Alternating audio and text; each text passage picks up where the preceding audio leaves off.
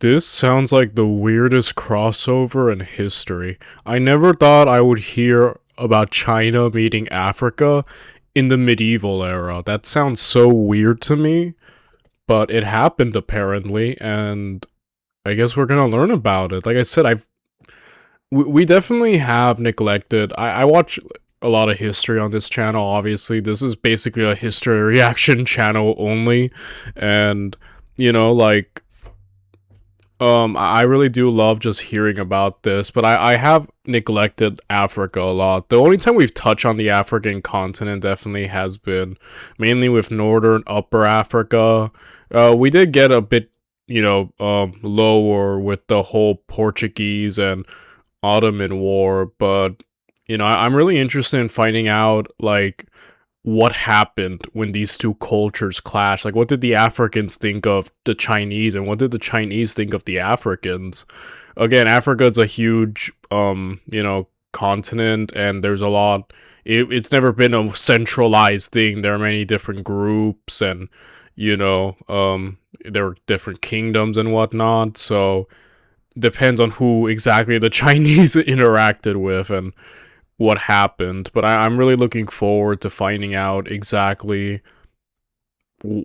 like everything about this. I'm very intrigued, I think is the word, and very eager to get this started.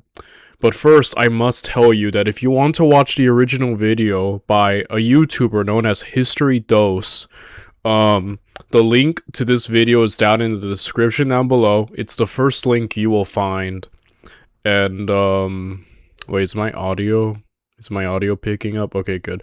And the link to his video is out in the description down below. He's the original creator of this video. And if you enjoy my content and want to help me out in any way, shape, or form, feel free to like, comment, and subscribe. It would really help my very small but humble channel grow, and I'd appreciate it very much. Now, with that said, and without any further ado, let's get to it, shall we? Let us watch Medieval Contact: China Meets Africa by History Dose. This video is brought to you by Magellan TV. Stick around later for my personal documentary recommendation.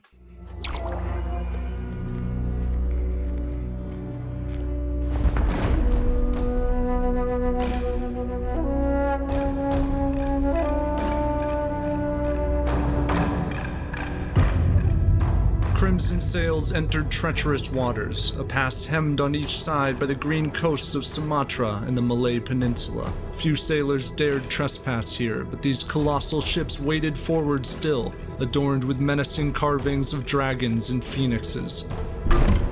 Admiral Zheng He was leading the Imperial fleet back to China. Before him now appeared the dreadful pirate fleet of Chen Zuyi. Chen had long plundered and extorted passing vessels, and these Chinese visitors sailed into his waters heavy with cinnamon and pepper and other precious foreign goods. Zheng He pulled ahead with a small contingent of ships and then turned to draw the pirates out. Imperial ships then spun close. Men on deck rallied to position and sprayed burning streams of gunpowder onto the pirate vessels. Wow. Incendiary projectiles devoured their sails, and the inferno consumed 10 pirates. Alright, so this is the first time I've ever watched a History Dose video, not just on camera for this channel, but like in general.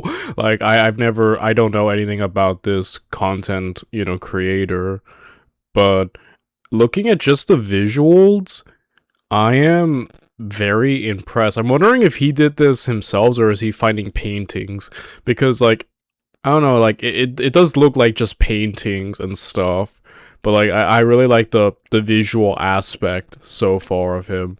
And yeah, this looks like an older version of flamethrower, right? I mean, the only other equivalent I can think is like the Byzantines Greek fire. That was basically like an ancient flamethrower on ships, so it seems like, I don't know, it kind of reminds me of that, ships. Zheng He cruised through the wreckage, hunted for Chen Zuyi for months, captured him, and sailed back to the elegant capital of Nanjing, China.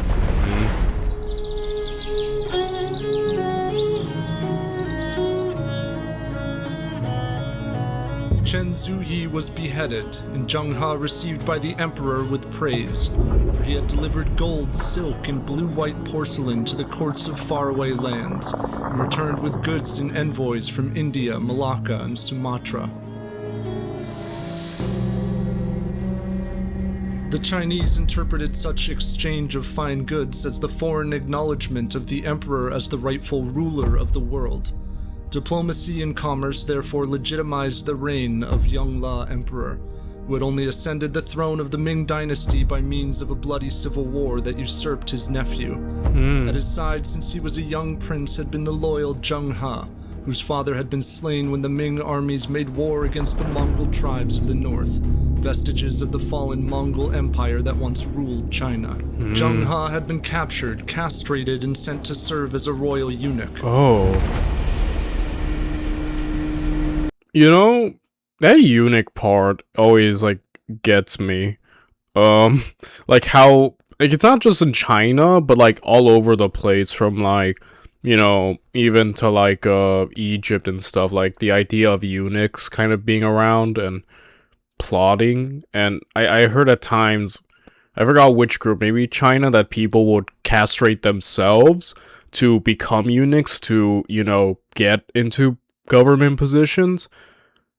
I always found that like a weird like thing that's just like, you know, that was done. Strange. And I had heard that like I guess because eunuchs don't have the typical sexual desire of guys that was supposed to do something. Like I'm not sure. Feel free to let me know, but it's always a weird practice that has come up that I always wonder, like, well, why were they so prevalent in, like, various cultures, like, governments and, like, administrations, you know? I don't know, I always found that interesting. Now Yongle Emperor ordered his intrepid friend on another expedition across the seas. In Java they observed the Hindu Sati, the live burning of widows, and in India they beheld magnificent temples and elephants and men of many faiths. Zheng He was himself a Muslim, born in a China whose venerated deities and ethics derived primarily from Confucian, Taoist, and Buddhist tradition. The vast Islamic world had spread far its teachings, long sending scholars, explorers, and roving traders to distant lands. It was on those very trails that China perceived echoes of a farther world.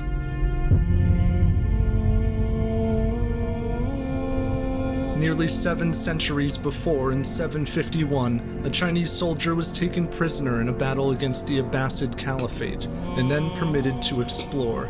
He wrote of crossing south from Jerusalem and described a place called Molen, likely North Africa. The people there are black and their customs are bold.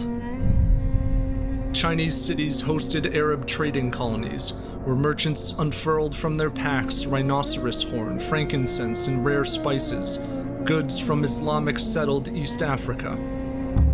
Those Islamic states also began to raid the African hinterland for people. The fledgling Arab slave trade moved Africans to Iraq, and over the centuries a handful of these enslaved Africans came to China as the captives of Arab traders. Others were sold into a life of servitude in Chinese households. The wretched lot of these men did not, however, diminish Chinese estimation of free Africans. Indeed, Chinese estimation... Okay, let me get that again. The wretched lot of these men did not, however, diminish Chinese estimation. Okay, Tang Dynasty sculpture of an African man. That's very interesting. And mentioning about the Abbasid Caliphate, who, yeah, we did cover a battle from History March about China versus, you know, the rising Muslim Caliphate. And the Caliphate actually managed to get a victory over China. So it's cool to see that kind of brought there and, you know, I guess a captive kind of being very more familiar westward, right? So that's really cool. And then this art right here. I feel like I'm watching like a museum video right now. Last time I went to a museum, they kind of had videos like this. Like, I mean that in the greatest way. Like the production and the quality are astounding. But dang. Of free Africans. Indeed, in the late 11th century, the Song Emperor prepared an ornate procession of royal boats to receive a delegation of African traders, and he gifted them white gold and inquired of their country. Commerce carried information. Medieval Chinese merchants, the most daring of whom had themselves traveled to Africa, passed along stories of brave nomads loyal to their chiefs, and warring clans who roamed a country that shook with giant creatures. This may be the last ad you ever see.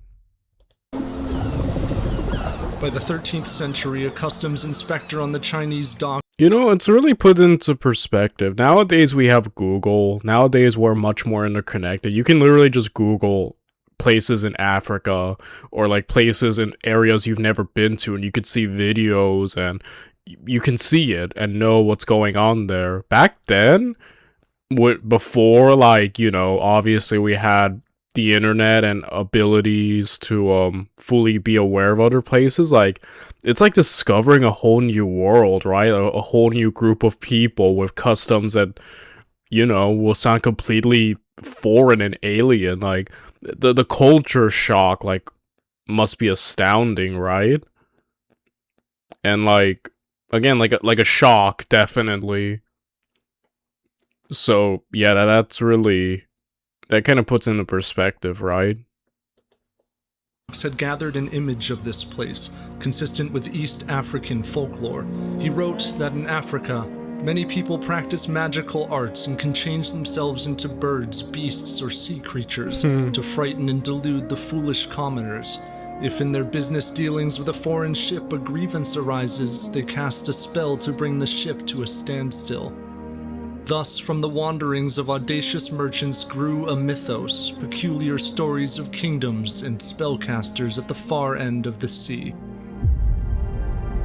And though the Silk Road flourished under Mongol hegemony, and the old camel trails brought to China African scholars such as Said of Mogadishu, the Mongol Khans had little interest in trade upon the pirate-infested seas.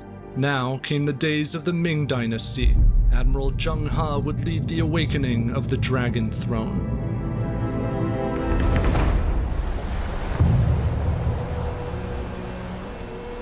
In 1414, as hundreds of ships and 30,000 men sailed to India and beyond, a contingent of Zheng He's fleet returned to Yongle Emperor with a gift from the King of Bengal. This beast, the wise men of the court said, was the legendary Qi Lin, by whose mystical footprint the great Confucius had been conceived in ancient times. They described it as a Qi Lin whose shape was as high as 15 feet, with the body of a deer and the tail of an ox, and a fleshy, boneless horn. Gentle is this animal, that in all antiquity has been seen but once. It seemed this creature of a higher realm had crossed into the mortal plane to shine as the first light of a new and prosperous age. This was a giraffe. Wow. On the eastern coast. That is cool. Again, like, seeing creatures that you don't see in other places, another big thing. Like, you know, even nowadays, like, sometimes when I Google stuff, like, from, like, the deep sea, I'm afraid of the ocean, by the way. I don't like that, but I don't like that place. But, like, you know, when they discover, like, creatures from, like, really deep in the ocean, and then it's just, they look like monstrosities, and then I feel like I kind of get that, like, oh, wow, like, you know, you could, like, describe this to people, and they would think it's, like, a Lovecraft monster, you know, and it's, like, yeah, that's just, like, really interesting, you know, in this world that still does have, you know, ideas when it comes to mythology and superstition, more at least in our modern age, for sure. Like, seeing stuff like this, like a freaking, you know, showing up is like really cool. And again, medieval art, it's funny because, like, when you look at, like, European art, medieval art of, like, animals, they kind of look funny, but, like, the Chinese make it look like a dragon horse just popped out, you know? So, yeah, that's pretty cool, you know? Of Africa. A year later, Zheng He returned with the main fleet. In his western voyages to grand Islamic cities, he had met many esteemed Africans, and so he came to Yongle Emperor with another Qi Lin, and ambassadors from the African city-state of Malindi. Within a year, envoys from Mogadishu and Brava also came to the imperial court, and the meeting of these distant powers consisted of an exchange of gifts, diplomatic gestures, and the emperor's promise to transport his visitors home. And so Zheng He prepared his fleet, returned to the shimmering palaces of India, and advanced to the court of the Sultan of Aden. All the while, Zheng He consulted the stars for direction, and pored daily over a 21-foot map that roughly charted the coasts ahead.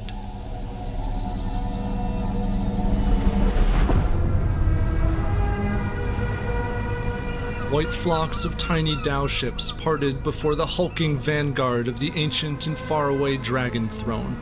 Weary sailors and officers and translators clambered into the city streets under the shade. Yeah, sea travel is, like I said, I've only been on a boat, like a big one, once when I went to Greece, and it was to travel from one island to another, and like I was only on it for maybe 40 minutes or whatnot, but yeah, it was a rough time for me. Maybe it's because I'm not accustomed to sea stuff, so definitely struggled and decided just to stick with flying, but you know, like, the idea of being on a ship for months or even years is wow, you know? I am happier with our modern transportation, like flying and stuff. And granted, I don't like flying either, because I get scared anytime I get on a plane, but I am, at least in the grand perspective of human travel, quick. You know what I mean? Unlike back in the day when you either had to travel by ship or by foot, like riding, and that would take from days to months to years, depending on where you were going, so... You know, that definitely puts in a perspective, right? Shade of lustrous towers and sloping palm trees. From tall lime and coral rag houses, men came with abundant goods, and women passed in vibrant scarves and dresses, and children stared at the procession of foreigners. This was Africa.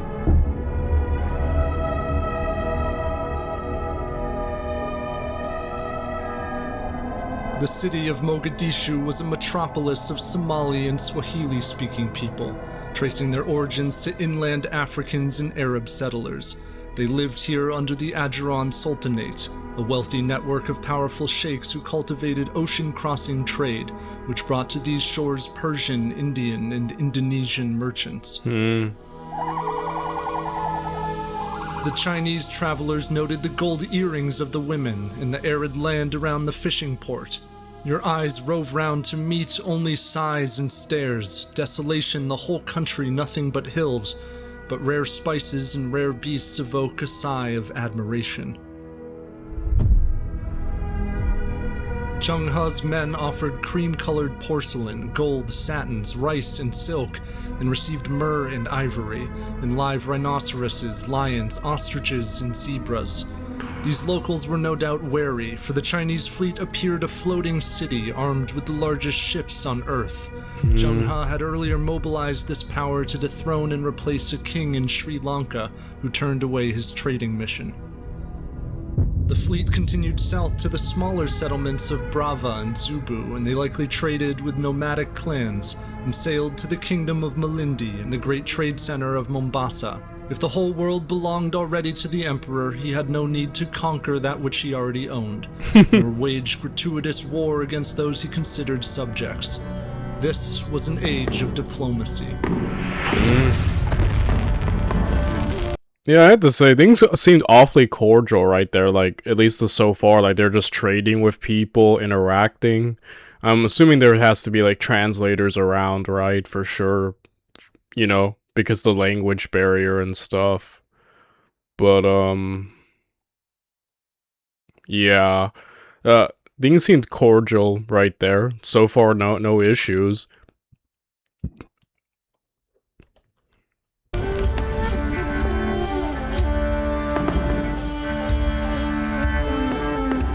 Arab, Indian, and African envoys joined a parade of soldiers and giraffes and nobles through the marvelous center of the newly constructed Forbidden City.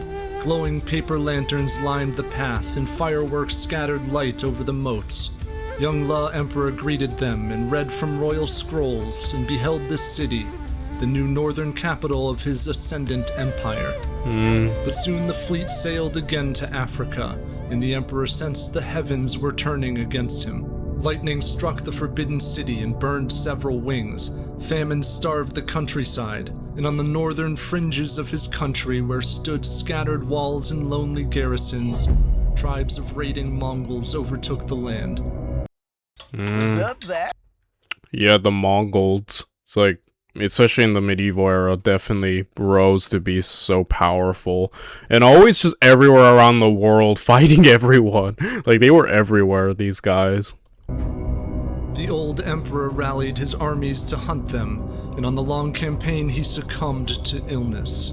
His successor would decry his voyages as frivolous and costly.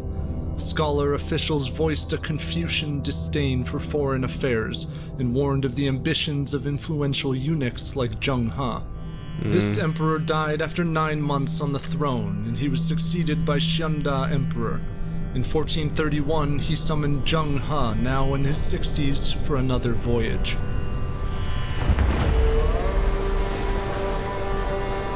So departed the Great Fleet, divisions of which returned to the familiar ports of Asia, and after a decade of silence sailed into the bustling harbors of Africa.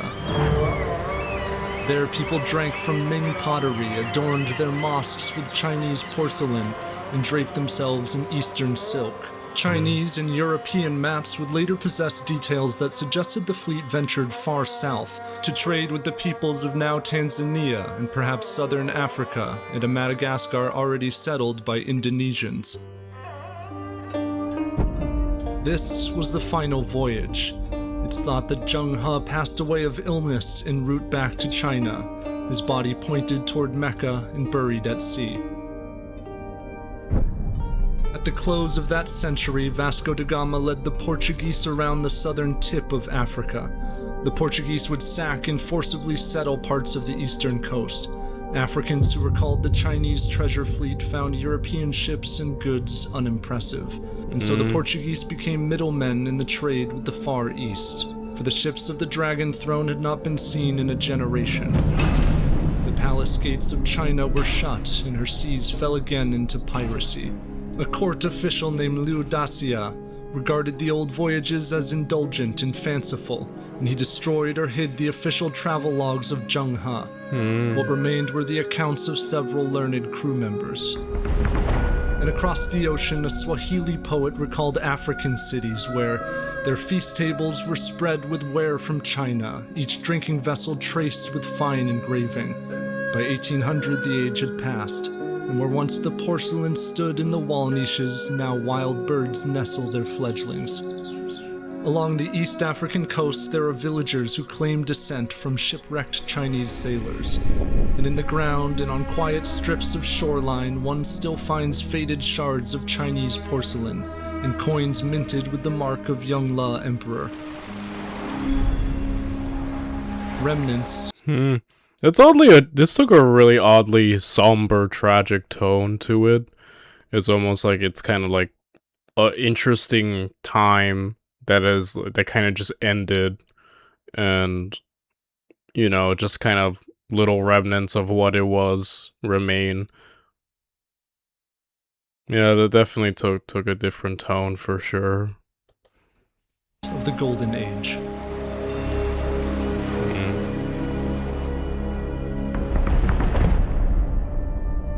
The dramatic and brutal rise of Young La Emperor, or Zhu Di, fell outside of the scope of this video, but the documentary The Center of the World from Magellan TV beautifully depicts his story in live-action battles and majestic palaces. It's the immersive opening to the China's Forbidden City series from Magellan, and you can go watch it for free right now. Just click the link in the description and you'll also get an exclusive free month of membership to Magellan TV, with access to Magellan's catalog of 3,000 history documentaries. And they're adding new documentaries in history. Okay. Yeah, I'm definitely gonna have to take a look at that. But yeah, so far I just want to comment that I think this was a really interesting video. And like I said, oddly cordial. Like, I'm not sure what I was expecting, but it is cool to just see that, especially like in the medieval era, how I had never thought like of China and the Chinese and Africans meeting, especially like around this time. But it is cool to see that it happened and that there is evidence. And like I said, just the cultures, these two very different cultures just meeting is just really cool. So overall, this was a really great video. I enjoyed the visuals, the art, overall just fantastic.